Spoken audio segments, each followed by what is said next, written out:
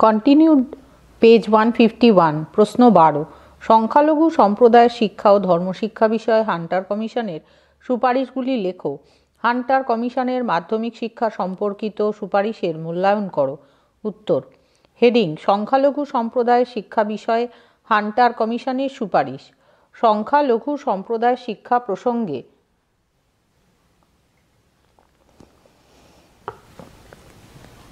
Hunter commission যেসব সুপারিশ করেন সেগুলি হল: 1.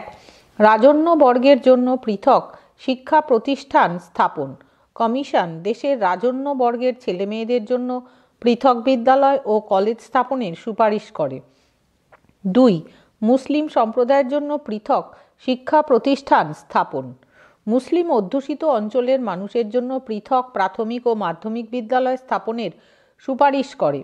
এক্ষেত্রে বলা হয় যে ওখানে কেবল মুসলমান শিক্ষার্থীরাই পড়তে পারবে। মুসলিম সম্প্রদায়ের জন্য পাঠ্যসূচিও আলাদা হবে। প্রয়োজনে দরিদ্র মুসলিম শিক্ষার্থীদের বৃত্তিদানের ব্যবস্থা করতে হবে। মুসলিম বিদ্যালয়ের শিক্ষকদের প্রশিক্ষণের জন্য পৃথক নর্মাল স্কুল স্থাপন করতে হবে। মুসলিম শিক্ষার্থীদের জন্য স্থাপিত বিদ্যালয় পরিদর্শনের জন্য মুসলমান সম্প্রদায়ের পরিদর্শক নিযুক্ত করতে হবে। হেডিং ধর্ম বিষয়ে হান্টার কমিশনের সুপারিশ। কমিশন ধর্মশিক্ষার বিষয়টি বিচার বিবেচনা করে বেশ কিছু সুপারিশ করে। এগুলির মধ্যে রয়েছে: 1. ধর্মনিরপেক্ষ নৈতিক শিক্ষা। নীতিশিক্ষা প্রাথমিক, মাধ্যমিক এবং উচ্চশিক্ষার স্তরেও বিশেষভাবে প্রয়োজন বলে কমিশন মতামত প্রকাশ করে। বলা হয়, শিক্ষার্থীদের নৈতিক চরিত্র গঠনে উৎসাহিত করাই হবে এই শিক্ষার মূল উদ্দেশ্য। 2. সর্বধর্মের সাধারণ নীতির ভিত্তিতে পাঠ্যপুস্তক নির্মাণ। কমিশন সকল ধর্মের সাধারণ নীতির ভিত্তিতে পাঠ্যপুস্তক প্রণয়নের পরামর্শ দেন। 3. নাগরিক ও মানবিক সচেতনতার জন্য শিক্ষক নিয়োগ। প্রতিটি কলেজে ছাত্রদের নাগরিক হিসেবে গড়ে তোলার জন্য এবং দায়িত্ব ও কর্তব্য সম্পর্কে পাঠদানের জন্য অন্তত একজন অধ্যাপক নিয়োগের সুপারিশ করা হয়। হেডিং হান্টার কমিশনের মাধ্যমিক শিক্ষা সম্পর্কিত সুপারিশের মূল্যায়ন। হান্টার কমিশন মাধ্যমিক শিক্ষা সম্পর্কে খুবই সংক্ষিপ্ত সুপারিশ করেছিলেন, তবে ওই সুপারিশগুলি যে খুবই তাৎপর্যপূর্ণ ছিল সে বিষয়ে সন্দেহের কোনো অবকাশ নেই। সুপারিশ 1. মাধ্যমিক শিক্ষার বেসরকারি উদ্যোগকে উৎসাহ দান। কমিশন মাধ্যমিক শিক্ষার বেসরকারি উদ্যোগকে উৎসাহিত করার সুপারিশ করায় পরবর্তী 20 বছরে দেশে মাধ্যমিক বিদ্যালয়ের সংখ্যা উল্লেখযোগ্যভাবে বেড়ে যায়। পেজ 152 শিক্ষার্থীর সংখ্যাও যথেষ্ট বৃদ্ধি পায়। 20 বছরে প্রবেশিকা পরীক্ষার্থীর সংখ্যা প্রায় 3 গুণ বৃদ্ধি পায়। 2. আদর্শ মাধ্যমিক বিদ্যালয় স্থাপন। কমিশনের সুপারিশ অনুযায়ী সরকার জেলায় জেলায় আদর্শ মাধ্যমিক বিদ্যালয় স্থাপন করে। ওইগুলি আজও মডেল স্কুলের ভূমিকা পালন করে চলেছে। 3. পুঁথিগত শিক্ষার পাশাপাশি কর্মভিত্তিক শিক্ষার প্রচলন। মাধ্যমিক শিক্ষা স্তরে এ কোর্স বা বি কোর্স প্রবর্তনের সুপারিশ করে কমিশন গতানুগতিক পুঁথিগত শিক্ষার পাশাপাশি ব্যবহারিক জীবনের উপযোগী কর্মভিত্তিক শিক্ষার যে সুযোগ সৃষ্টি করতে চেয়েছিলেন তার মধ্যে বর্তমান যুগের বহুমুখী মাধ্যমিক শিক্ষার বীজ নিহিত ছিল। সুতরাং বলা যায় কমিশনের ওই সুপারিশের মধ্যে যথেষ্ট সম্ভাবনা ও দূরদৃষ্টির পরিচয় ছিল। 4. সরকারি নিয়ন্ত্রণ প্রত্যাহার। মাধ্যমিক শিক্ষাক্ষেত্র থেকে সরকারি নিয়ন্ত্রণ প্রত্যাহার করার যে নীতি কমিশন সুপারিশ করেছিলেন, পরবর্তীকালে তার প্রভাবে দেশে মাধ্যমিক শিক্ষার ব্যাপারে সাধারণ মানুষের মধ্যেও উৎসাহের সৃষ্টি হয়েছিল। এতগুলি গুরুত্বপূর্ণ সুপারিশের পাশাপাশি কমিশন মাধ্যমিক শিক্ষার মাধ্যম প্রসঙ্গে নীরব থেকে শাসক গোষ্ঠীর কুমতলবকেই প্রশ্রয় দিয়েছিলেন। পরবর্তীকালে এটি জনগণের ক্ষোভের একটি উল্লেখযোগ্য কারণ হয়ে দাঁড়ায়। প্রশ্ন 13. নারী শিক্ষা বিষয়ে হান্টার কমিশনের সুপারিশগুলি লেখো। হান্টার কমিশনের সুপারিশের সীমাবদ্ধতা উল্লেখ করো। উত্তর। হেডিং নারী শিক্ষা বিষয়ে হান্টার কমিশনের সুপারিশ। কমিশন নারী শিক্ষা প্রসারের জন্য যে সুপারিশগুলি করেছিল সেগুলি হল: 1. বেসরকারি বালিকা বিদ্যালয়গুলিকে উপযুক্ত পরিমাণে অনুদান দিতে হবে। প্রয়োজনে সরকার বালিকা বিদ্যালয়ের ক্ষেত্রে নিয়মকানুন শিথিল করবে। 2. 12 বছরের থেকে বেশি বয়সী কোনো মেয়ে বিদ্যালয়ে ভর্তি হলে তাকে পুরস্কৃত করতে হবে। 3. মেয়েদের জন্য পৃথক পাঠ্যক্রম প্রণয়ন করতে হবে। ওই পাঠ্যক্রমে মেয়েদের ব্যবহারিক জীবনের উপযোগী বিষয়গুলিতে অন্তর্ভুক্ত করতে হবে। 4. আবাসিক বালিকা বিদ্যালয় গড়ে তোলার জন্য সরকারি অর্থ মঞ্জুর করতে হবে। 5. বালিকা বিদ্যালয়গুলিতে শিক্ষকের পরিবর্তে শিক্ষিকা নিয়োগ করতে হবে। 6. শিক্ষিকাদের প্রশিক্ষণের জন্য পৃথক নর্মাল স্কুল স্থাপন করতে হবে। 7. বালিকা বিদ্যালয়গুলির পরিদর্শনের জন্য মহিলা পরিদর্শক নিয়োগের ব্যবস্থা করতে হবে।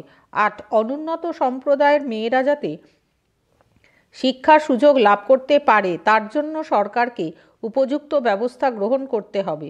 প্রয়োজনে অনুন্নত অঞ্চলে বিদ্যালয় স্থাপন করতে হবে। 9. নিরক্ষর মহিলাদের শিক্ষার জন্য মহিলা নৈশ বিদ্যালয় স্থাপনের ব্যবস্থা করতে হবে। হেডিং: হান্টার কমিশনের সুপারিশের সীমাবদ্ধতা। শিক্ষাক্ষেত্রে হান্টার কমিশনের উল্লেখযোগ্য অবদান সত্ত্বেও এর কিছু সীমাবদ্ধতা আছে। সেগুলি হল: 1. বাস্তবে প্রয়োগের অভাব। হান্টার কমিশনের সুপারিশগুলি নানা দিক দিয়ে গুরুত্বপূর্ণ ছিল, কিন্তু অনেক ক্ষেত্রেই এই সুপারিশগুলি বাস্তবে প্রয়োগ করা হয়নি। তার কারণ সুপারিশগুলিকে কিভাবে কার্যকরী করা হবে সে সম্পর্কে কমিশন বিশেষ কিছু বলেননি। 2. সর্বজনীন অবৈতনিক ও বাধ্যতামূলক শিক্ষা বিষয়ে নীরবতা। কমিশনের সুপারিশে প্রাথমিক শিক্ষার বিষয়ে অনেকগুলি গুরুত্বপূর্ণ প্রসঙ্গ উত্থাপন করা হলেও অবৈতনিক, সর্বজনীন এবং বাধ্যতামূলক করার বিষয়ে বিশেষ কিছু বলা হয়নি। 3. ফলাফলের ভিত্তিতে সাহায্য দান নীতি। প্রাথমিক বিদ্যালয়গুলির ক্ষেত্রে ফলাফলের ভিত্তিতে সাহায্য দান এই নীতি গৃহীত হওয়ায় প্রাথমিক শিক্ষা পরীক্ষা কেন্দ্রিক হয়ে পড়েছিল। এর ফলে প্রাথমিক শিক্ষার উদ্দেশ্য ও প্রসার ব্যাহত হচ্ছিল। 4. ব্যবহারিক শিক্ষার ক্ষেত্রে জনসমর্থনের অভাব। মাধ্যমিক শিক্ষার তত্ত্বগত এ কোর্স এবং ব্যবহারিক বি কোর্স প্রবর্তনের সুপারিশ সময়োপযোগী হলেও বি কোর্স শিক্ষার্থীর মধ্যে খুব একটা সাড়া ফেলতে পারে না। 5. মাতৃভাষায় শিক্ষালাভের অভাব। মাধ্যমিক শিক্ষার মাধ্যম সম্পর্কে কমিশন কোনো সুপারিশ না করায় শিক্ষার্থীরা ইংরেজি মাধ্যমেই পড়াশোনা করতে বাধ্য হয়েছিল। মাতৃভাষার মাধ্যমে শিক্ষালাভের সুযোগ থেকে শিক্ষার্থীরা বঞ্চিত হয়েছিল এবং শিক্ষার্থীর সংখ্যা বৃদ্ধিও ঘটেনি। 6. শিক্ষার সাম্প্রদায়িকীকরণ। মুসলিম সম্প্রদায়ের শিক্ষার্থীদের জন্য বিশেষ শিক্ষার ব্যবস্থা পরবর্তীকালে সাম্প্রদায়িকতাকেই উৎসাহিত করেছিল। 7. শিক্ষক শিক্ষণের যথাযথ প্রয়োগের অভাব।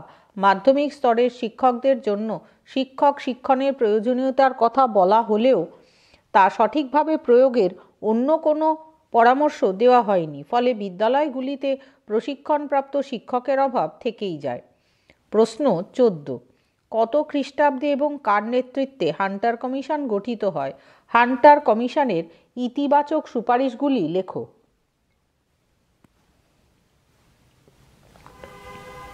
উত্তর। হেডিং: হান্টার কমিশন গঠন। 1882 খ্রিস্টাব্দে 3রা ফেব্রুয়ারি তদানীন্তন ভাইসরয় লর্ড রিপন তাঁর কার্যনির্বাহী পরিষদের সদস্য স্যার উইলিয়াম উইলসন হান্টারকে সভাপতি নিযুক্ত করে হান্টার কমিশন গঠন করেন। হেডিং: হান্টার কমিশনের ইতিবাচক সুপারিশসমূহ। হান্টার কমিশনের ইতিবাচক সুপারিশগুলির মধ্যে উল্লেখযোগ্য হল: 1. শিক্ষায় সরকারি নিয়ন্ত্রণ হ্রাস। শিক্ষার ওপর থেকে সরকারি নিয়ন্ত্রণ হ্রাস সম্পর্কিত সুপারিশ এদেশের শিক্ষা বিস্তারের ক্ষেত্রে শুভ সূচনার ইঙ্গিত বহন করে। 2. শিক্ষা ক্ষেত্রে সরকারি ও বেসরকারি উভয় উদ্যোগকেই স্বাগত।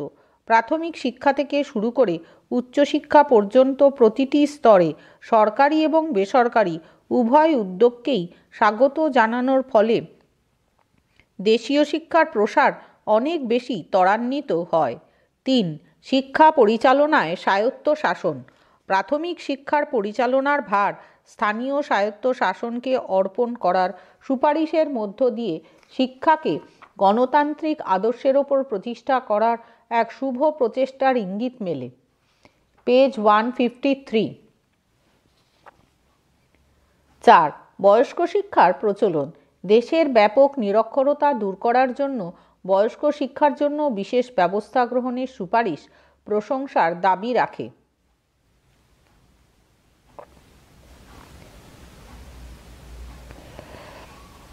নিচে একটি চার্টের সাহায্যে হান্টার কমিশনের ইতিবাচক সুপারিশগুলি তুলে ধরা হয়েছে।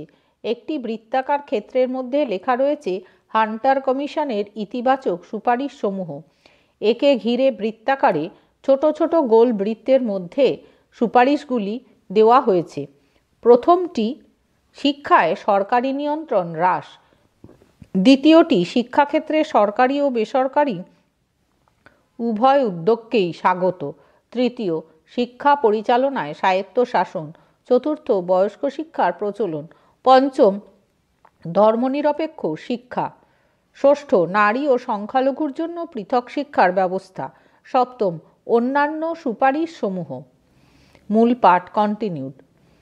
5. ধর্মনিরপেক্ষ শিক্ষা। সারা দেশে ধর্মনিরপেক্ষ শিক্ষার ব্যবস্থা প্রচলন করার সুপারিশও প্রশংসার যোগ্য। 6. নারী ও সংখ্যালঘুর জন্য পৃথক শিক্ষার ব্যবস্থা। নারী শিক্ষা এবং সংখ্যালঘু সম্প্রদায়ের জন্য পৃথক ব্যবস্থার সুপারিশও কমিশনের দূরদর্শিতার পরিচয়ই বহন করে। 7. অন্যান্য সুপারিশ সমূহ: প্রয়োজন ভিত্তিক প্রাথমিক শিক্ষার পাঠ্যক্রম প্রণয়ন, মাধ্যমিক শিক্ষায় এ কোর্স এবং বৃত্তিমুখী বি কোর্সের প্রবর্তন, উচ্চশিক্ষায় বৈচিত্র্যপূর্ণ পাঠ্যক্রম প্রণয়ন, মাতৃভাষায় পাঠ্যপুস্তক প্রণয়ন প্রভৃতি সুপারিশগুলি সব দিক থেকেই শিক্ষার স্বার্থরক্ষাকারী ও গ্রহণযোগ্য।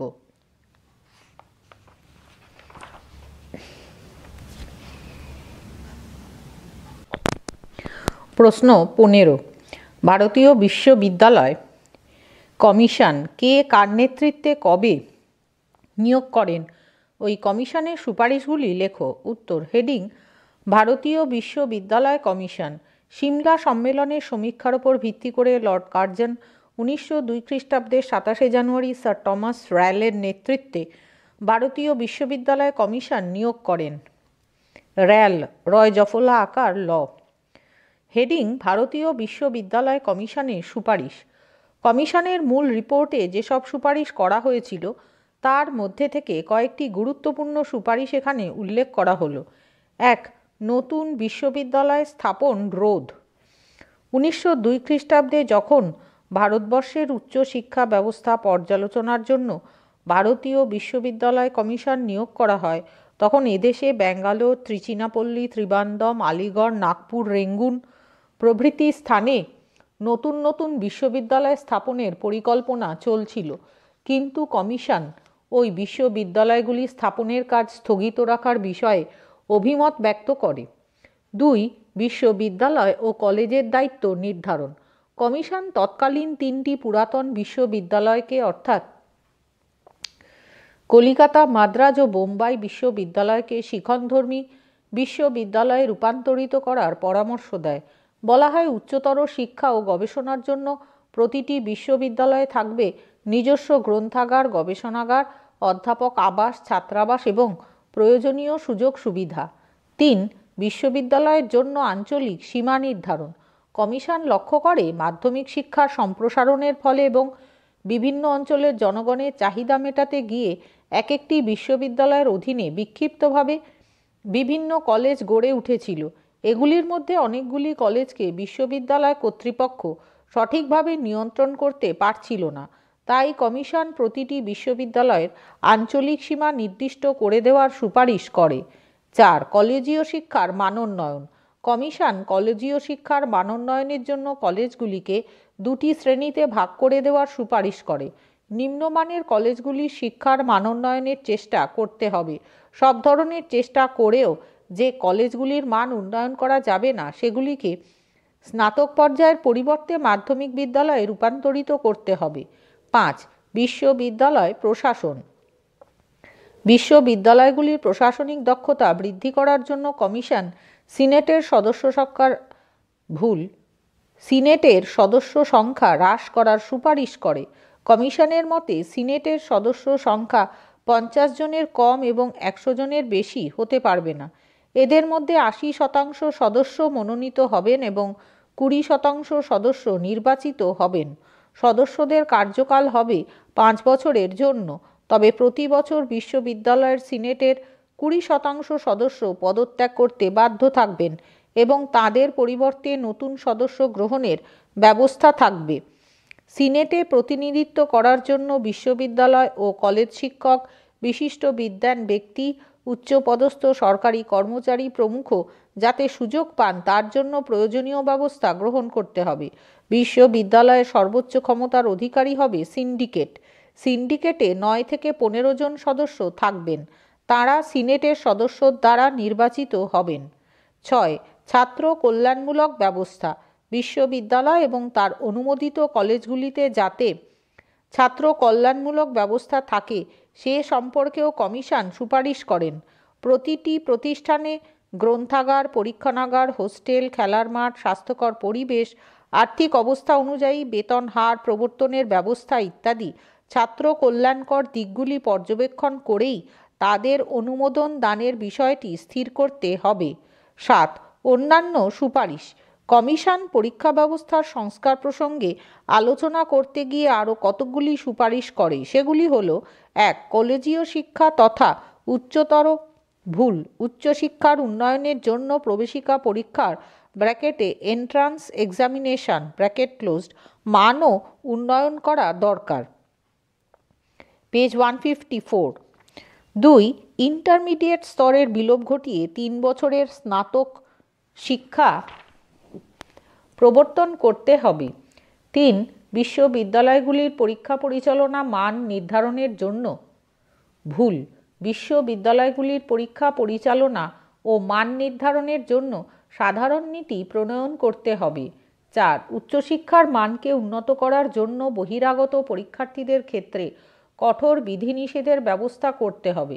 5. বিভিন্ন বিশ্ববিদ্যালয়ের পাঠ্যক্রম নির্ধারণ ও পরীক্ষা সংক্রান্ত ব্যাপারে সামঞ্জস্যপূর্ণ কর্মসূচি গ্রহণ করতে হবে। প্রশ্ন 16। লর্ড কার্জনের প্রাথমিক, মাধ্যমিক ও উচ্চশিক্ষা সম্পর্কিত নীতিগুলি লেখো। উত্তর। হেডিং: লর্ড কার্জনের প্রাথমিক, মাধ্যমিক ও উচ্চশিক্ষা সম্পর্কিত নীতিসমূহ। লর্ড কার্জন 1904 খ্রিস্টাব্দের 11 মার্চ একটি সরকারি সিদ্ধান্তের আকারে তাঁর শিক্ষানীতি প্রকাশ করেন। এটি government of India's resolution of education policy 1904 নামে পরিচিত। লর্ড কার্জন যে নীতিগুলি গ্রহণ করার কথা বলেন তা নিচে উল্লেখ করা হলো। হেডিং: প্রাথমিক শিক্ষা বিষয়ে কার্জনের নীতি।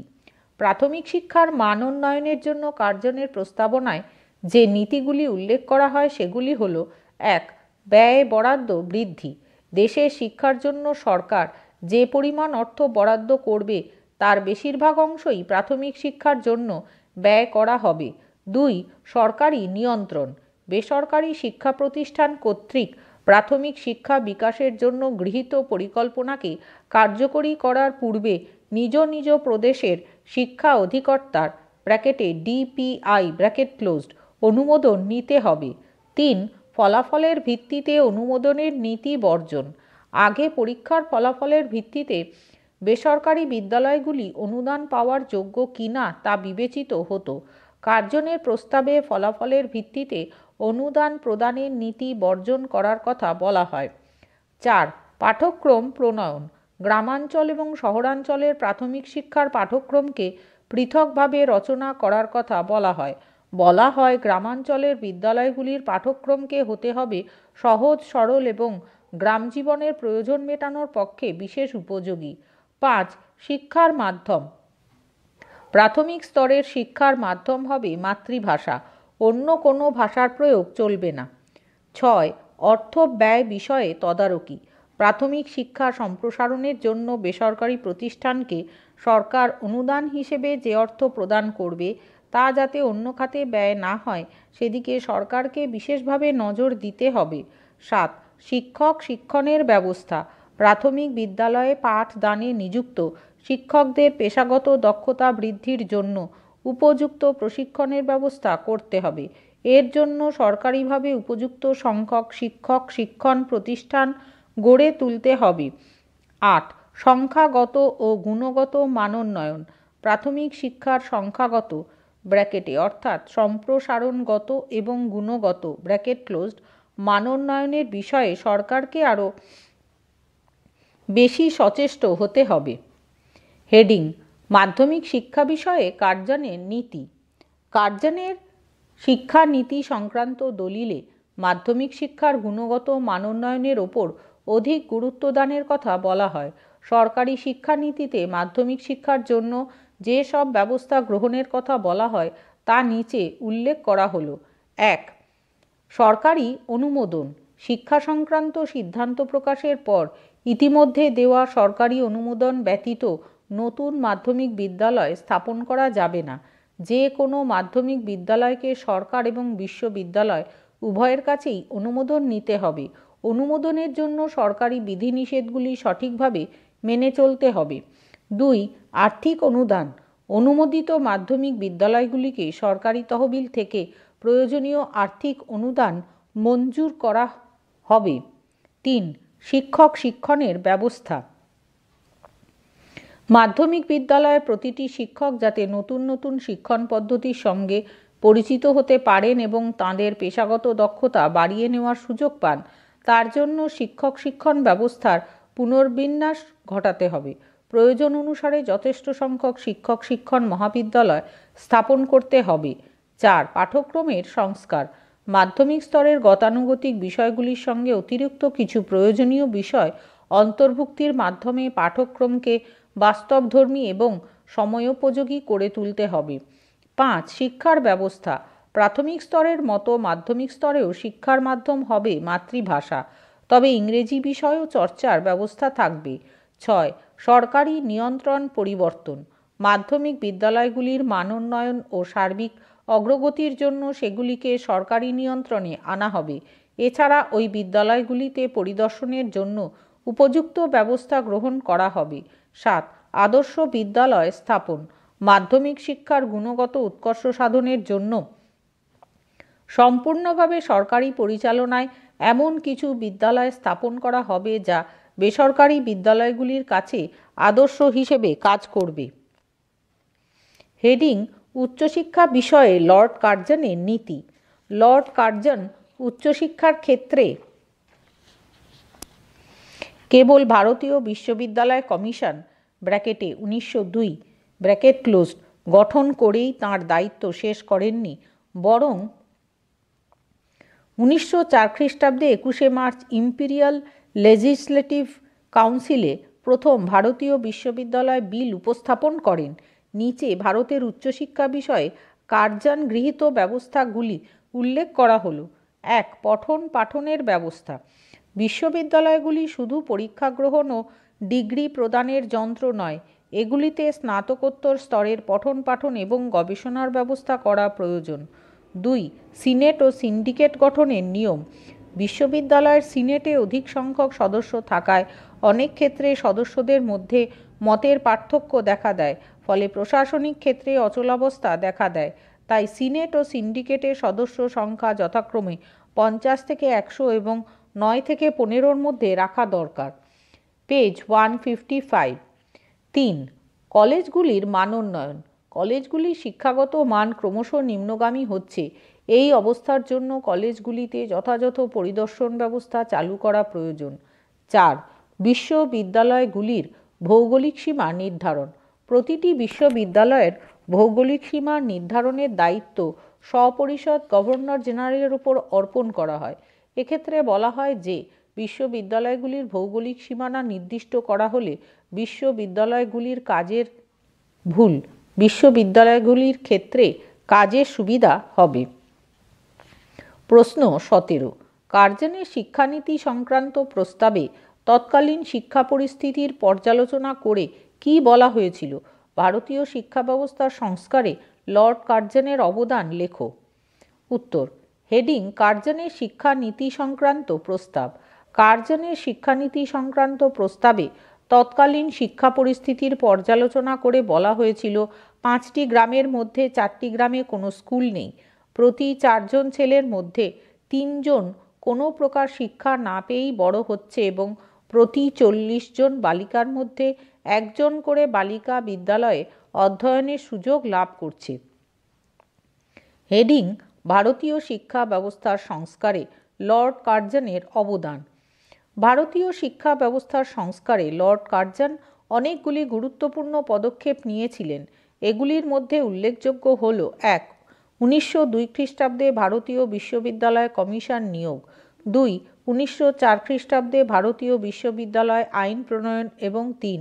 1904 খ্রিস্টাব্দে শিক্ষানীতির ওপর সরকারি সিদ্ধান্ত গ্রহণ। শিক্ষা সংস্কারক হিসেবে লর্ড কার্জন যে শিক্ষানীতির প্রচলন করেছিলেন তার উল্লেখযোগ্য দিক হল: 1.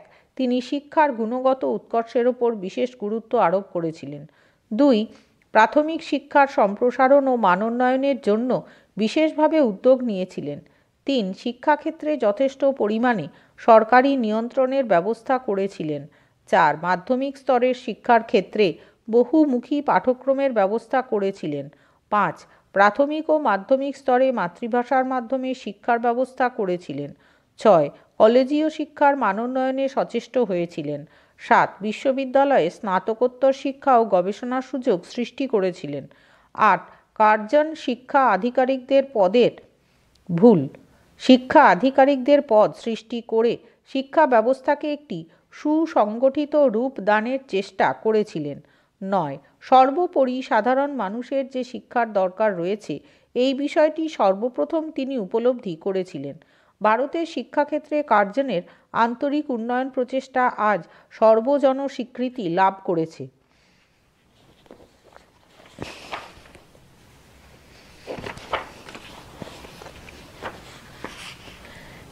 প্রশ্ন 18, স্যাডলার কমিশনের রিপোর্টে মাধ্যমিক শিক্ষার কী কী ত্রুটি উল্লেখ করা হয়? ওই ত্রুটি নিবারণের জন্য কী কী সুপারিশ করা হয়? উত্তর। হেডিং মাধ্যমিক শিক্ষার ত্রুটি। মাধ্যমিক শিক্ষা ত্রুটি বিষয়ে স্যাডলার কমিশনের বক্তব্য হল: 1. নিম্নমানের শিক্ষা। সাধারণভাবে মাধ্যমিক শিক্ষার মান নিম্নগামী। 2. বিশ্ববিদ্যালয়ের মাত্রাতিরিক্ত নিয়ন্ত্রণ। প্রচলিত পরীক্ষা ব্যবস্থার দ্বারা মাধ্যমিক বিদ্যালয়গুলির ওপর বিশ্ববিদ্যালয়ের মাত্রাতিরিক্ত নিয়ন্ত্রণের প্রচেষ্টা। 3. দ্বৈত নিয়ন্ত্রণ। মাধ্যমিক বিদ্যালয়গুলির ওপর বিশ্ববিদ্যালয় এবং সরকারি শিক্ষা বিভাগের দ্বৈত নিয়ন্ত্রণের প্রচেষ্টা। ফলে মাধ্যমিক বিদ্যালয়গুলি স্বাধীনভাবে কাজ করার সুযোগ থেকে বঞ্চিত হয়। 4. উচ্চ মাধ্যমিক স্তরে শিক্ষার বাধা। মাধ্যমিক স্তরের সর্বাপেক্ষা গুরুত্বপূর্ণ অংশ শেষ দুটি শ্রেণীকে মহাবিদ্যালয়ের সঙ্গে যুক্ত করে পড়ানোর ব্যবস্থা হয় এই স্তরের শিক্ষা অনেকখানি ব্যাহত হয়। 5. শিক্ষার্থীদের আর্থিক দুরবস্থা। আর্থিক দুরবস্থার কারণে বহু মেধাবী শিক্ষার্থী শিক্ষা থেকে বঞ্চিত হয়। 6. বিদ্যালয় কর্তৃপক্ষের অর্থাভাব। আর্থিক অভাবের কারণে বহু মাধ্যমিক বিদ্যালয় সঠিকভাবে শিক্ষা সম্প্রসারণের কাজ করতে পারে না। 7. অনুন্নত বেতন কাঠামো। মাধ্যমিক বিদ্যালয়ের শিক্ষক শিক্ষিকাদের বেতন কাঠামো ভালো না হওয়ায় মেধাবী ব্যক্তিরা এই পেশায় আসে না। 8. প্রশিক্ষণপ্রাপ্ত শিক্ষক শিক্ষিকার অভাব। মাধ্যমিক বিদ্যালয়ের বহু শিক্ষক শিক্ষিকাই প্রশিক্ষণপ্রাপ্ত নন। হেডিং মাধ্যমিক শিক্ষা বিষয়ে স্যাডলার কমিশনের সুপারিশ। মাধ্যমিক স্তরের শিক্ষার ত্রুটি নিবারণের বা সমস্যা সমাধানের বিষয়ে কমিশন কতগুলি সুপারিশ করেন সেগুলি হল: 1. ইন্টারমিডিয়েট স্তর গঠন।